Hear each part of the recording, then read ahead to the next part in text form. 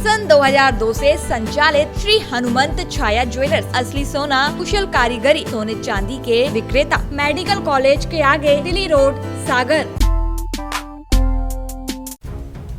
MP के बैतूल में प्रदेश सरकार के कृषि मंत्री कमल पटेल ने किसान आंदोलन को लेकर विपक्षियों पर जमकर निशाना साधा।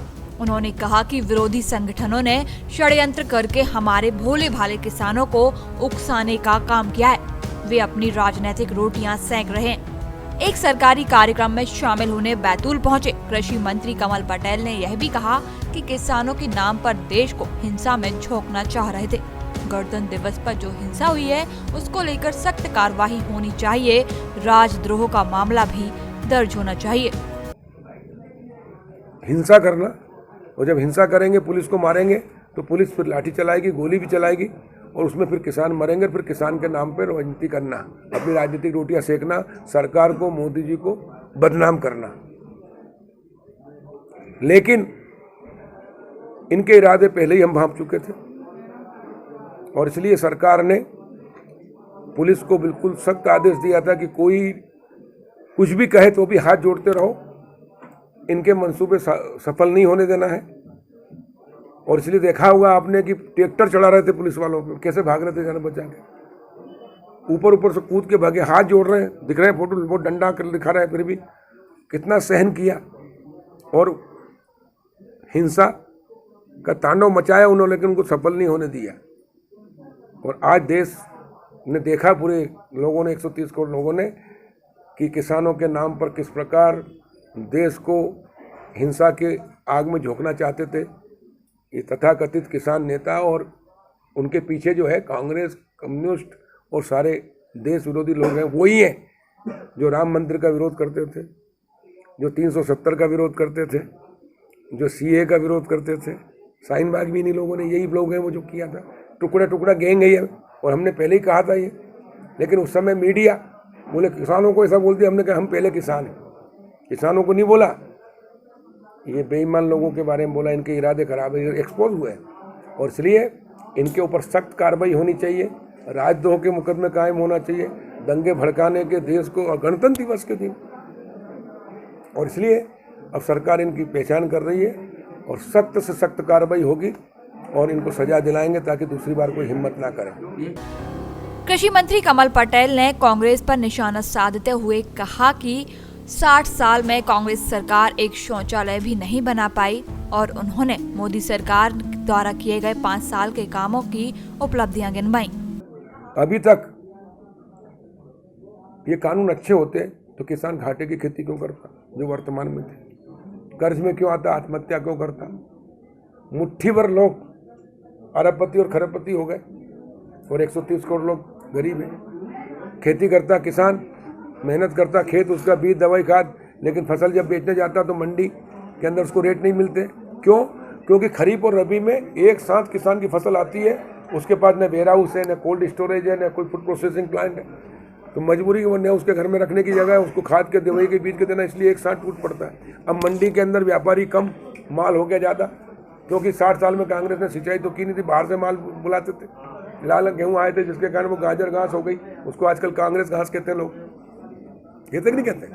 लेकिन भाजपा की सरकार जब से आई तब से हमने सिंचाई बढ़ाई है। मध्य प्रदेश में जहाँ 7.5 लाख हेक्टेयर सिंचाई थी, आज 40 लाख हेक्टेयर से अधिक है, 44 लाख हेक्टेयर से अधिक, 65 लाख करेंगे। 5 बार 7 बार से कृषि कर्मण पुरस्कार मिल रहा है। कृषि उत्पादन 5-7 गुना बढ़ गया, लेकिन व्यापारी उतनी है। अभी तक व्यवस्था थी मंडी या समर्थन मूल्य। समर्थन मूल्य पर सरकार कौन सी चीज़ खरीदती है? जो उसको पीडीएस में बांटना होता है और बाकी चीज़।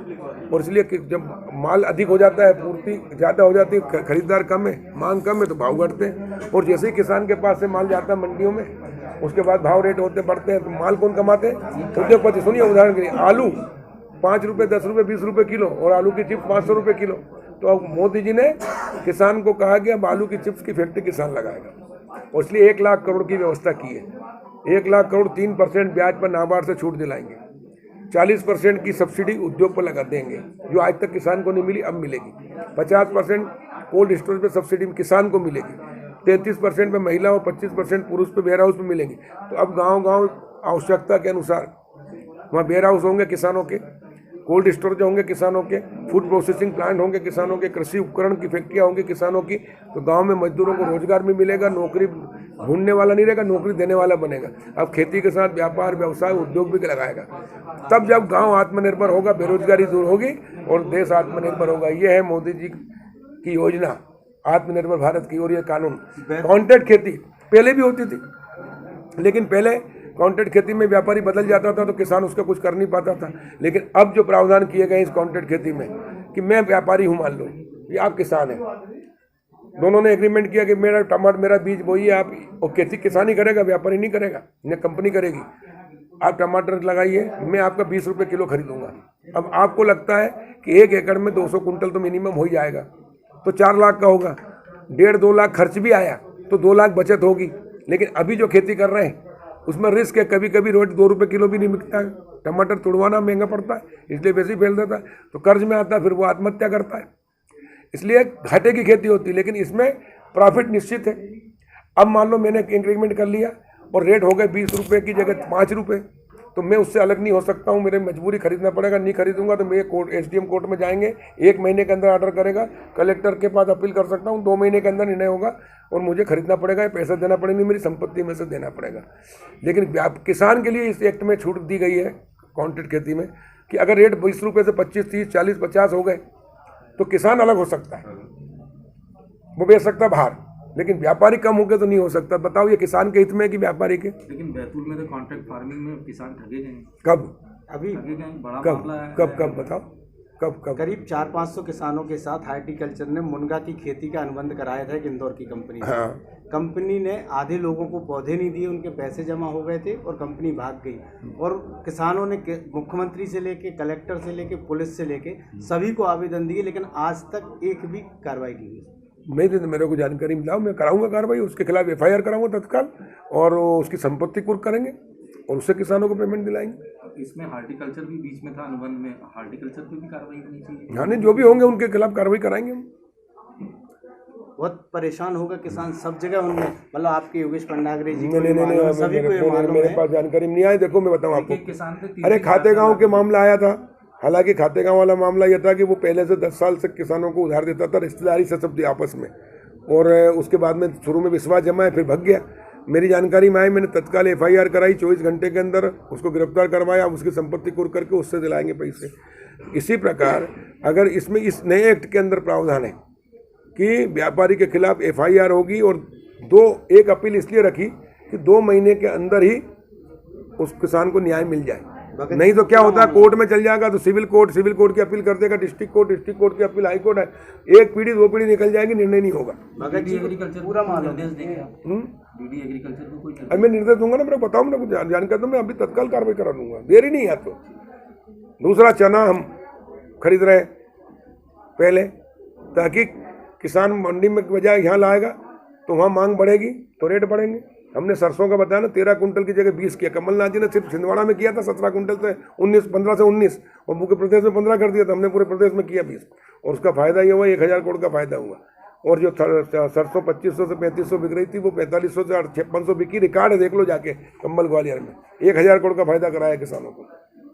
और 1 कुंटल का नियम था शुरू से, कई सालों से, कांग्रेस के ज़माने से।